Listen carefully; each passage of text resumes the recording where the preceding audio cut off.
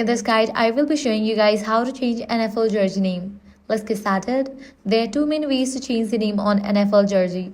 Official customization service from the NFL shop or licensed retailers, and DIY nameplate replacement using a seam ripper and a new custom nameplate. If you want a professional finish, visit nflshop.com and check their jersey customization section. You can send it in your current jersey or order a brand new one with your chosen name and number. For the do-it-yourself option, get a seam ripper to carefully remove the old stitched nameplate. Once it's off, buy a replacement nameplate from a sports sewing shop or online custom seller. Line up the new nameplate exactly where the old one was.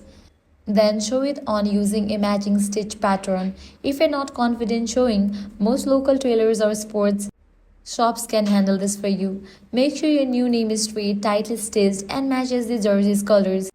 After that, your jersey will look as good as new or even better, and that's how to change the name on your NFL jersey. If this guide helped you out, do not forget to like, share, and subscribe.